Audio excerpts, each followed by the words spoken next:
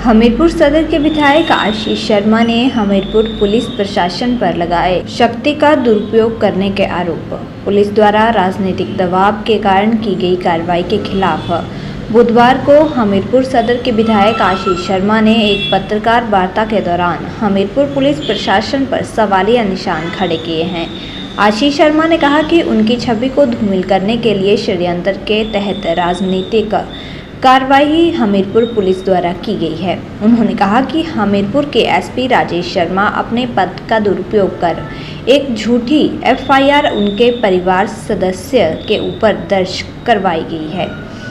आशीष शर्मा ने कहा कि पुलिस ने क्रेशर पर जाकर वहां की संपत्ति के साथ छेड़छाड़ की है।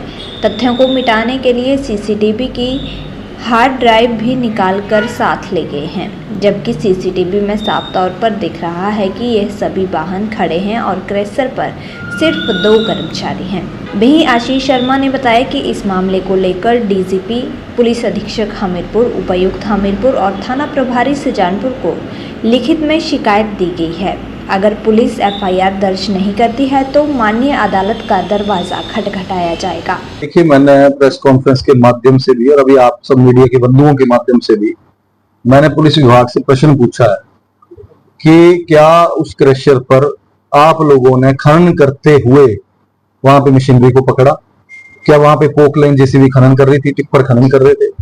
जो क्रेशर पिछले 1.5 वर्षों से ज्यादा से बंद है और वहां पे इस तरह से जाना, मिस्टर एएसपी राजेश शर्मा वहां पे गए और उन्होंने वहां पे जाकर पहले तो जो मटेरियल 1.5 वर्षों से पहले का रॉ मटेरियल जो पड़ा हुआ है, जो कि माइनिंग विभाग को जिसकी जानकारी है, वो मटेरियल जो पड़ा हुआ है उसको ये कहना कि ये अवैध है। वहां पे जो केयर टेकर्स हैं उनको धमकाना कि आप इसको अवैध मानिए। जब उन्होंने मना किया उनको कहना कि आप सिग्नेचर कीजिए। जब उन्होंने ईमानदारी से कहा कि हमने ये पहले का मटेरियल पड़ा हुआ है और उनको जोर जबरदस्ती से धमका के इस तरह से करना, तो ये बड़ा ही दुर्भाग्यपूर्ण है प्रशासन के लिए और पुलिस विभाग के लिए। जब रक्षक ही भक्षक बन जाएं तो समाज किस ओर जाएगा, ये सोचने के विषय की बात है।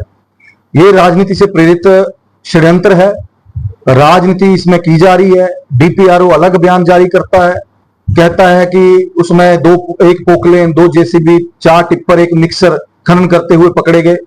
मैं प्रेस के माध्यम से पूछना चाहता हूं, मिक्सर से खनन होता है? और जो जेसीबी जिसके टायर पंचर पड़े वहां पे खड़ी हुई है उससे खनन होता है?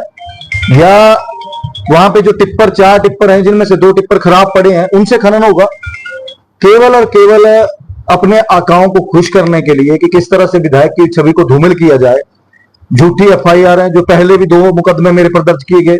ये मेरे परिवार पे, मेरे चाचा जी पे किया गया। मैं कोई राजनीति करने में यहाँ पे नहीं आया हूँ। लोग जानते हैं भली भांति किसका क्रेशर है। मेरे परिवार का क्रेशर, मेरे चाचा जी हैं जिनका क्रेशर। हमारा संयुक्त परिवार है, एक घर है हमारा, तो इसमें कोई छुपाने वाली बातें नहीं है। लोग जानते हैं और ना मुझे राजनीति करनी आती है। हम लोग सेवा के लिए आए हैं, जनता की सेवा के लिए दिन रात दौड़े हैं, कोई इनकी तरह षड्यंत्र रचने के लिए नहीं आए हैं। आज पुलिस विभाग जहां पे पूरा लॉ एंड ऑर्डर पूरे प्रदेश में असफल हो चुका है, मेरे चाचा जी ने डीजीपी महोदय को, एसपी हमीरपुर को, डीसी हमीरपुर को, एसएचओ सुजानपुर को ये लिखा है कि वहां पे हमारे प्रीमिसेस में वहां पे जाकर इन लोगों ने लोगों को धमकाया, बिना किसी वारंट के, बिना किसी अथॉरिटी लेटर के वहां पे लूट की, वहां पे सामान उठाया गया, वहां पे सीसीटीवी कैमरे की जो हार्ड डिस्क थी उसको चोरी किया गया। ये हमने आरोप लगाए हैं और हमने कहा है कि जो भी अधिकारी है जिसने अपने पद का दुरुपयोग किया है, ये जो अधिकारी है जिसने संविधान की धज्जियां उड़ाई हैं, हमें पूर्ण विश्वास है कि अगर पुलिस एफआईआर नहीं करेगी तो हम अदालत का दरवाजा खटखटाएंगे, अदालत के माध्यम से हम एफआईआर करवाएंगे और इस अधिकारी के विरुद्ध कार्रवाई की मांग करेंगे। पुलिस का भी कहना है कि मौके का हार्ड डिस्क का पासवर्ड नहीं बताया। पासवर्ड बताना हमारा काम है। पासवर्ड जब उसमें पासवर्ड लगता ही नहीं है, खुली है, वो वहां पे देख लेके जाते वो मौके पर। मुंशी को जो केयर टेकर है उसको पता होगा कि कैमरे का पासवर्ड क्या है क्या नहीं है। आप बुलाते, आप जो वहां पे जो ओनर है उसको बुलाते।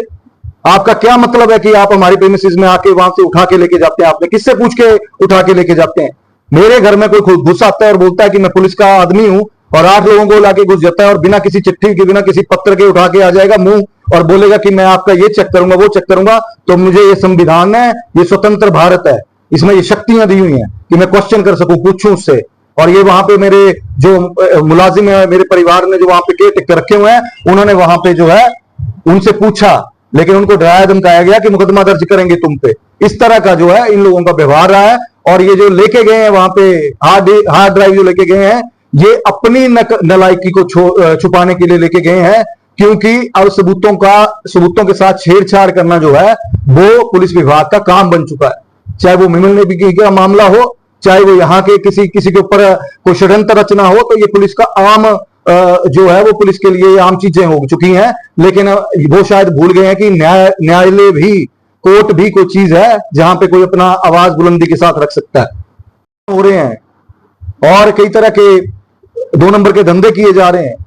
अगर खनन कर देखना है तो खनन बाग की जगह जाके देखिए, वहां पे कार्रवाई कीजिए, जाके मौके पे पकड़िए, लेकिन केवल और केवल इसलिए कि किस तरह छवि को धूमिल किया जाए और ऐसे इस तरह के आरोप लगाने हैं, मैं समझता हूं इससे बड़ा दुर्भाग्य इस प्रदेश की राजनीति में देखने को नहीं मिला।